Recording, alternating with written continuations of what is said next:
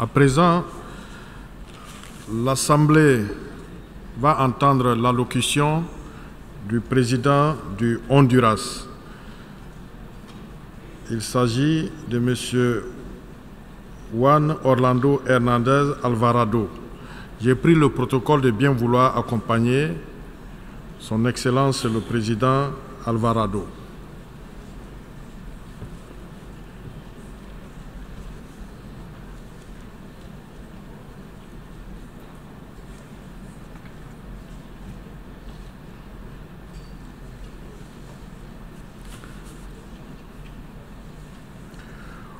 Au nom de l'Assemblée générale, j'ai l'honneur de souhaiter la bienvenue à l'Organisation des Nations Unies à Son Excellence M. Juan Orlando Hernández Alvarado, président de la République du Honduras. Je l'invite à présent à prendre la parole devant l'Assemblée.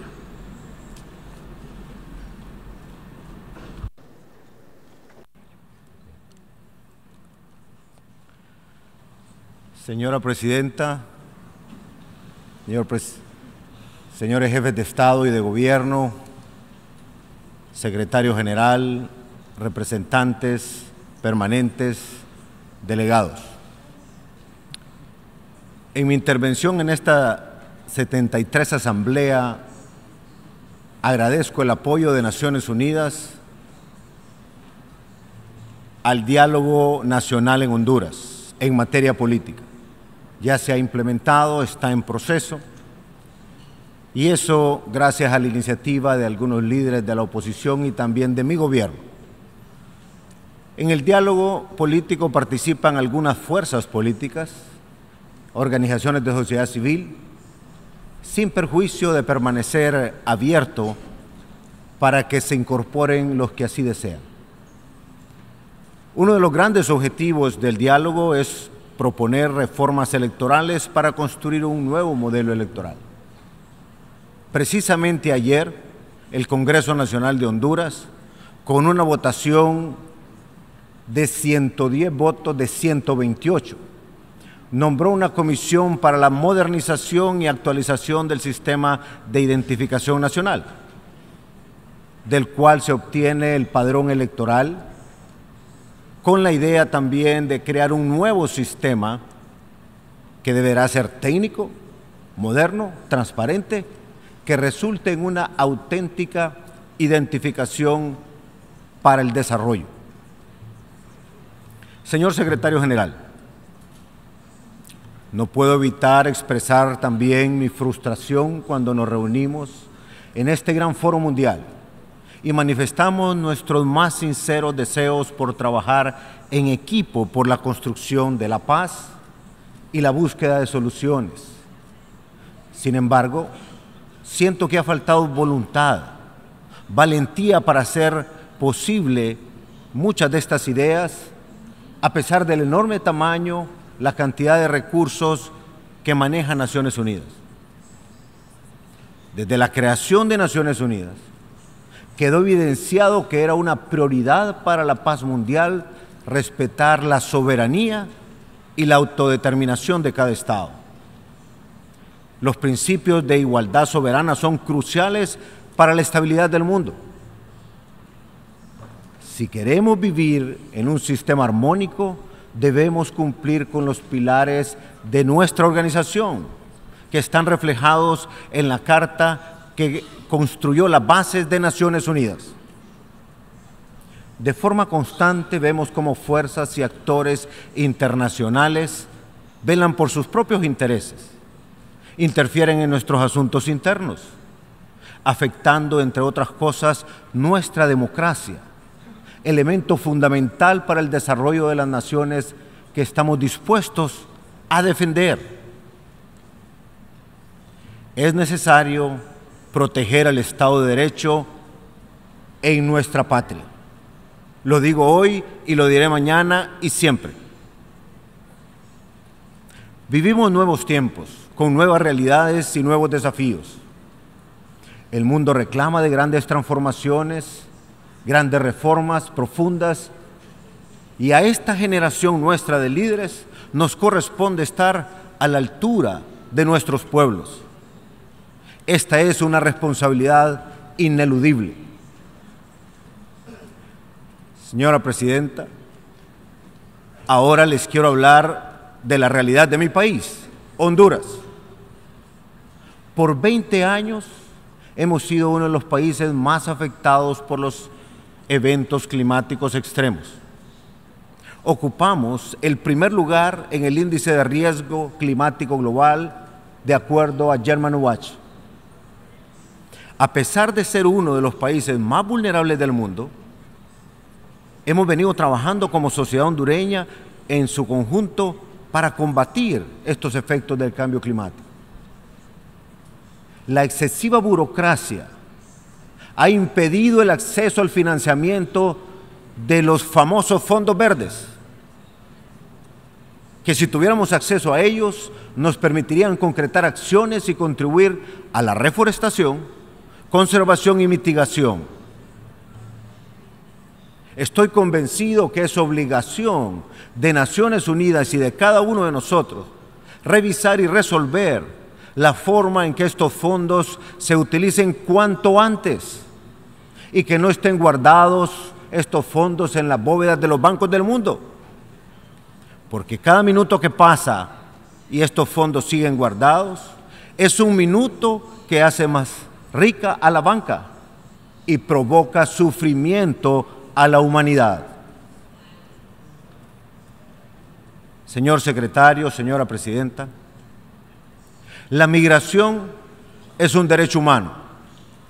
Durante siglos los seres humanos se han venido movilizando y emigrado y han contribuido al desarrollo social y económico de las naciones que los han acogido en búsqueda de mejores oportunidades.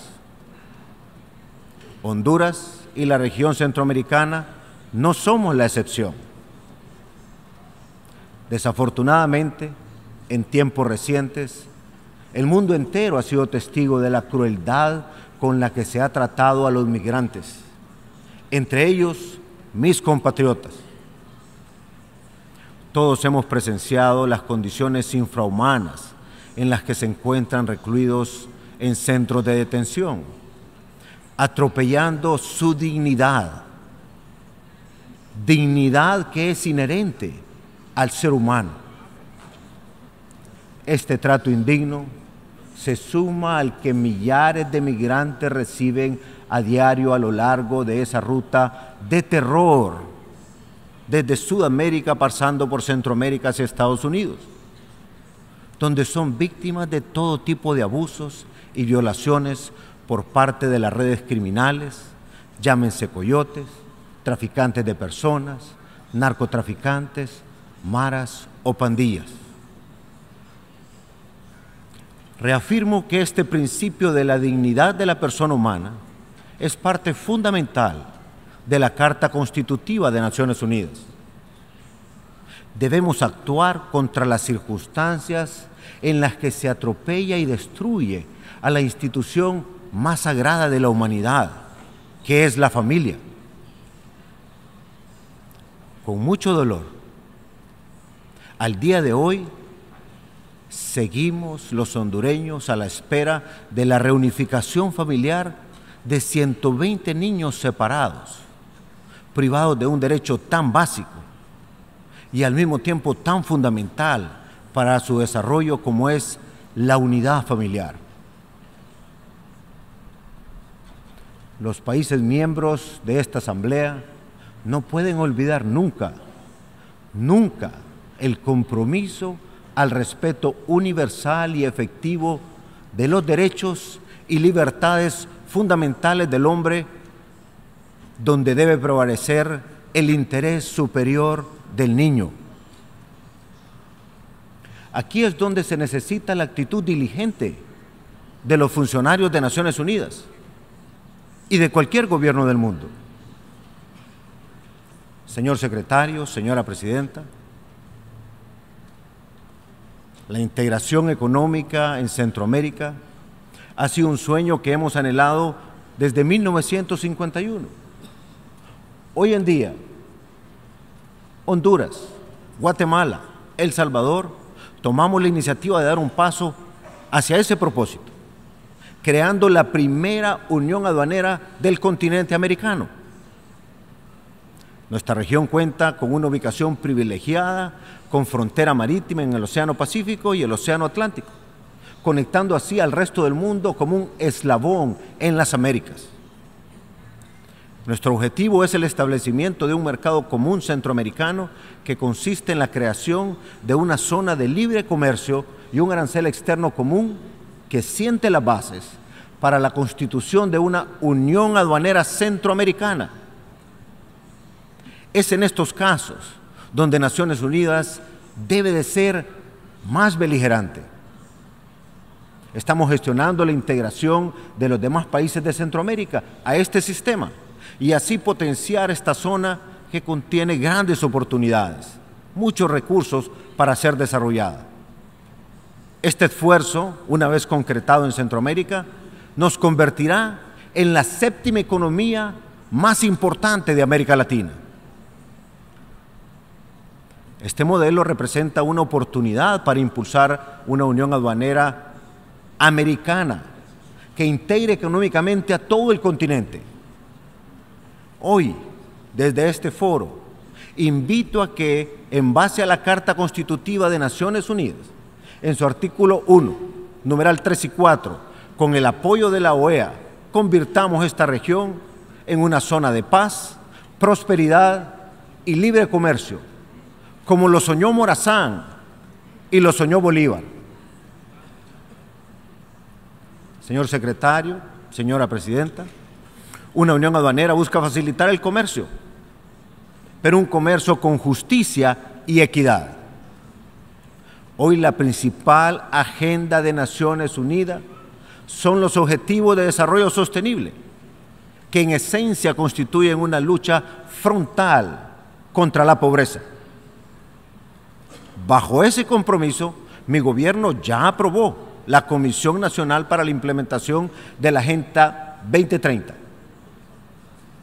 A pesar de lo anterior, tristemente se interpreta como una doble moral que millones de productores de café, principalmente los más pequeños, hoy en día están recibiendo un precio por debajo de sus costos, que sin duda los lleva a la pobreza extrema, como es el caso de aproximadamente 90,000 familias productoras de café en mi país, Honduras. Y cuando hablo de mi país, Honduras, en términos de producción de café, no es cualquier país, porque somos el quinto productor del mundo, el tercero de América y el primero en Centroamérica. Señor secretario general, señora presidenta, señoras y señores, deseo formularles una pregunta.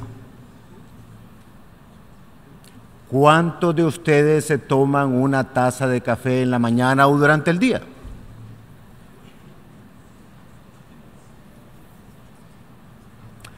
Saben que hay una altísima posibilidad de que ustedes, sin saberlo, sean partícipes de una enorme injusticia. Siendo ustedes, nosotros, los promotores de los Objetivos de Desarrollo Sostenible, no debe hacer oídos sordos ante este hecho generador de pobreza extrema. Por ejemplo, una taza de café en esta ciudad de Nueva York, en promedio, puede costar $5, 500 centavos de dólar. ¿Saben ustedes cuánto reciben nuestros pequeños productores de café? ¿Saben cuánto reciben nuestros pequeños productores de café en mi país después de trabajar arduamente, bajo sol y lluvia, recolectando a mano cada uno de los granos de café? Se los quiero decir, no reciben ni tan siquiera 2 centavos por cada taza de café, y cuesta $5. 500 y apenas o tal vez 2 centavos. ¿Es o no una injusticia?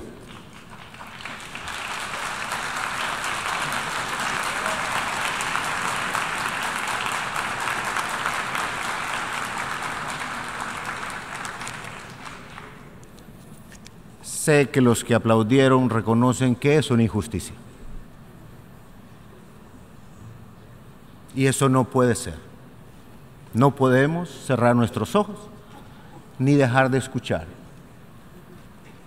ni dejar de permitir que en nuestra conciencia algo se revuelva y despertemos, porque para eso estamos aquí. Señor Secretario General, hemos estado discutiendo por mucho tiempo los objetivos de desarrollo sostenible.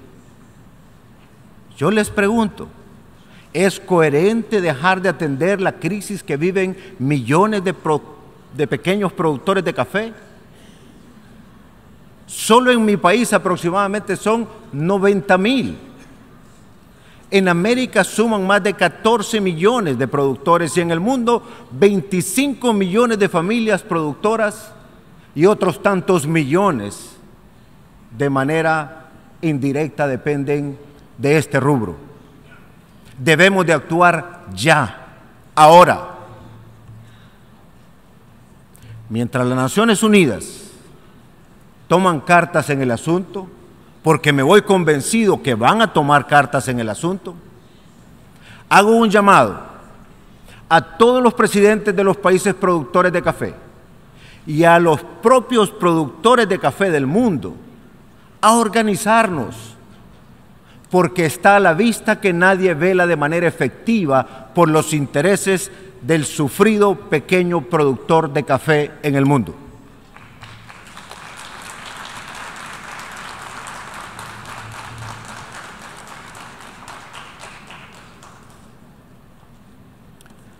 Señores delegados, señoras delegadas, desde la primera vez que tuve el honor de dirigirme a esta asamblea, expresé que la más grande tragedia que ha sufrido Honduras en la historia de la República ha sido la ola de violencia producto del paso del narcotráfico, porque nuestro país es una zona de tránsito de la droga que se produce en el sur del continente y se consume en el norte.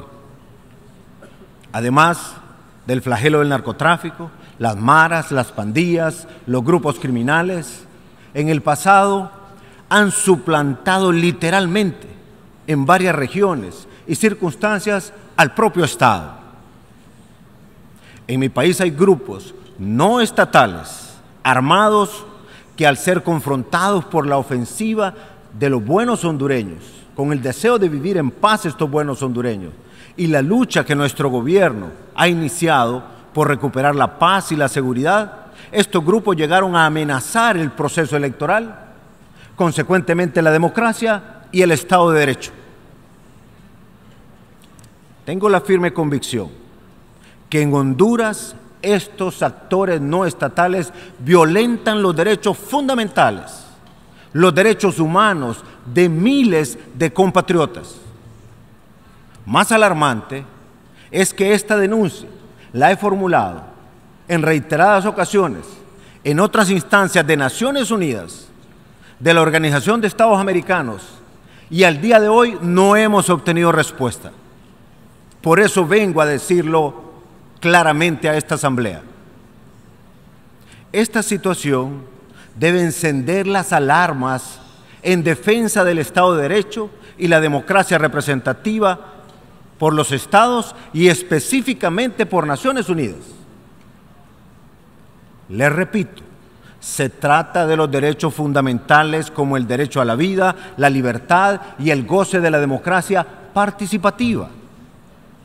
En consecuencia, aprovecho para pedir de ustedes que se materialice la resolución que reconozca que las maras o pandillas y otras bandas criminales se consideren como entes no estatales, violadores de los derechos humanos y que atentan contra la estabilidad de los estados.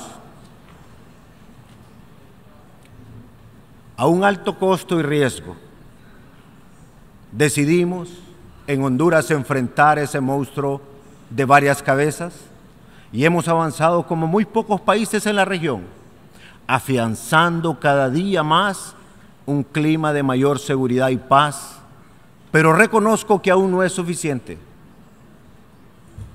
Por tanto, no puede haber un miembro de Naciones Unidas que se autodenomine demócrata, pacifista, respetuoso de la vida y deje de prestarle atención a nuestro llamado, que es el llamado también de otros pueblos que han sufrido las mismas circunstancias.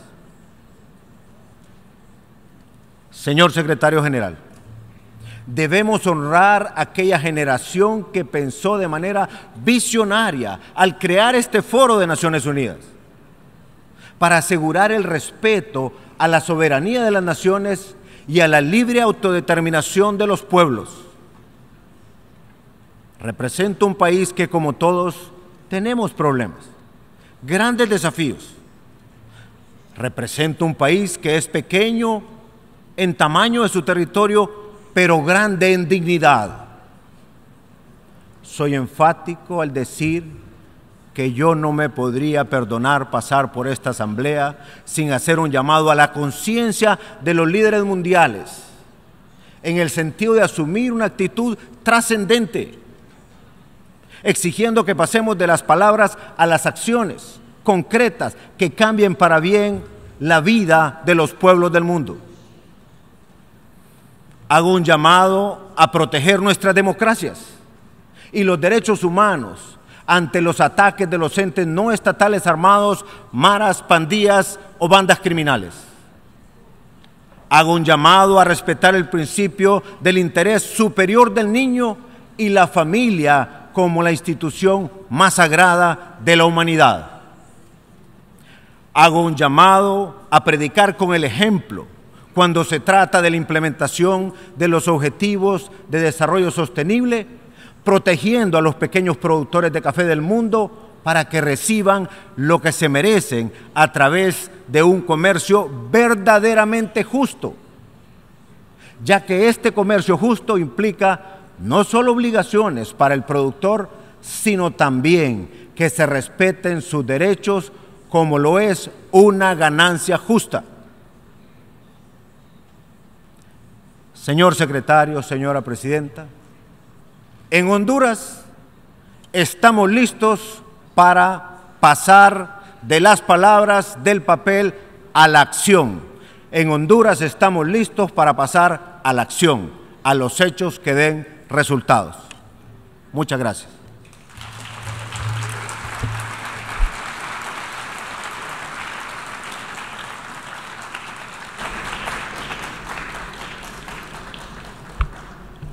On behalf of the General Assembly, I wish to thank the President of the Republic of Honduras for the statement just made.